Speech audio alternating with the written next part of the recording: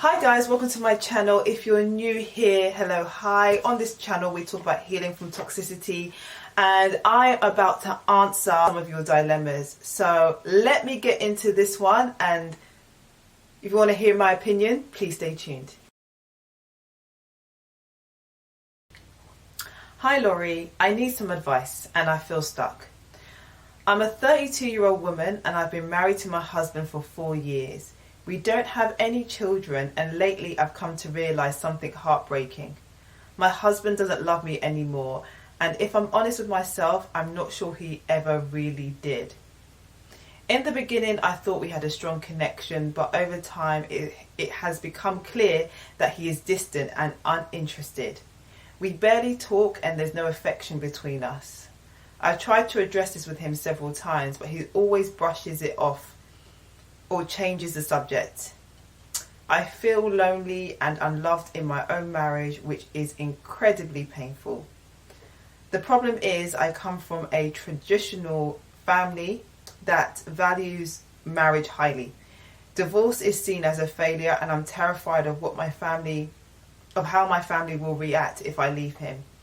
I know they would look down on me and maybe even ostracize me, which makes the idea of leaving him even harder. They keep asking me when we're going to have children, which only adds more pressure. I don't want to spend the rest of my life in a loveless marriage, but I also don't want to face the shame and disappointment from my family. I feel trapped, like I have to choose between my own happiness and my family's expectations. What should I do? How do I make this decision without destroying my life and hurting the people I care about?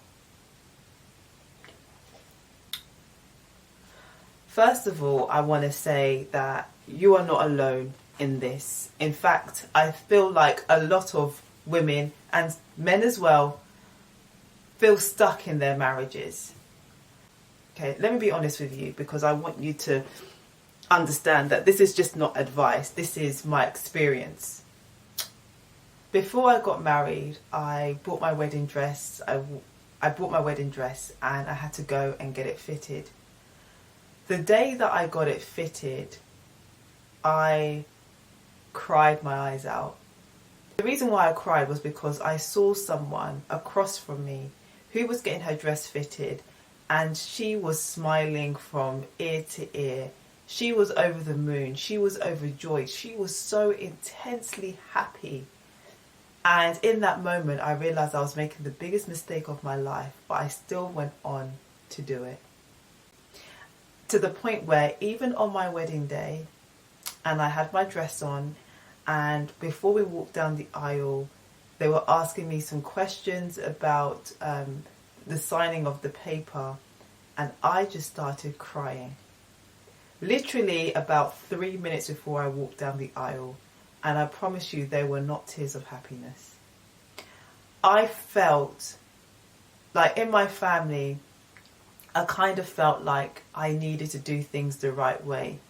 I wanted my parents to be able to say, oh, my youngest daughter's married, she has a child, she's doing well. I wanted them to be able to say that to other people. And that was my driving factor for getting married, because it was the right thing to do. No element of my life was made by the decision that I wanted to make. And I was people pleasing so much to the point where I actually destroyed my whole life. Because what happens when you are sitting in an unhappy situation is that the lid one day will come off and everything will come out. You know the saying, what goes up must come down? What goes down must also come up. Because we live in a universe where there's an equal reaction to every action. And so that was the beginning of my married life. Now, I'm not saying that you weren't happy before when you did get married and now you're realizing that it's not the right thing for you because you're with the wrong person. But what I'm saying is that when you're sitting those decisions, you make a decision to stay, you're only hurting yourself more, and you're also hurting the person closest to you, which in this case would be your husband, because you are never going to give him the best of you. You are never going to love him the way that he wants to be loved, because everything feels like a chore. I don't know about you, but even with intimate moments, I almost just felt like, oh, I can't wait for this to be over. Or, right, it's only going to last 10 minutes. Even cooking, it's like, you're not doing it with love. Right, I better make this meal, otherwise he's going to complain.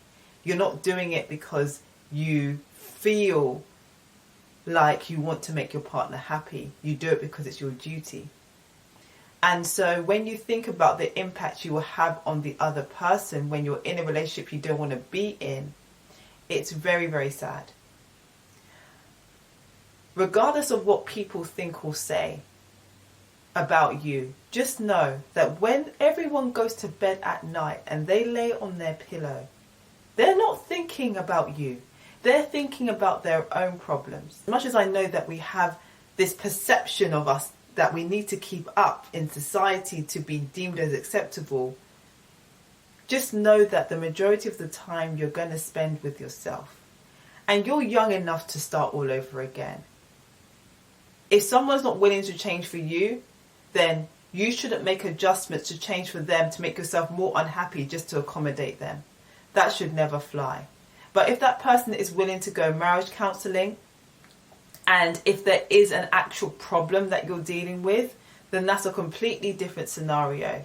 Because problems can make us change who we are to protect ourselves and hurt other people. But if there isn't a problem and you two are just not compatible, then it's a big problem.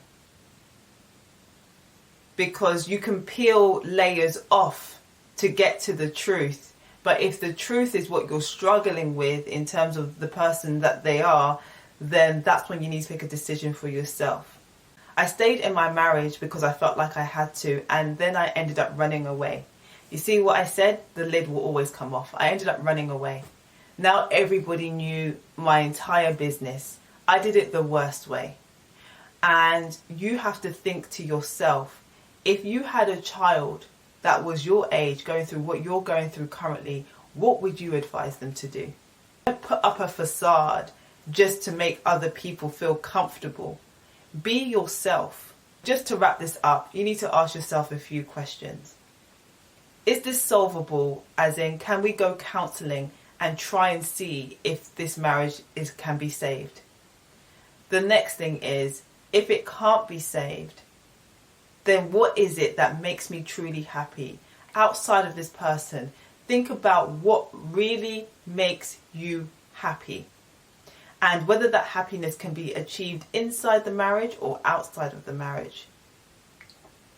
And if it can be achieved outside of the marriage, then you have to take your time to build up confidence in leaving the situation, because it is better to live your life in your own truth than to be with someone and pretend to be content when you're really, really sad inside. Thank you so much for listening, and thank you for writing in. I will see you in my next video. Take care.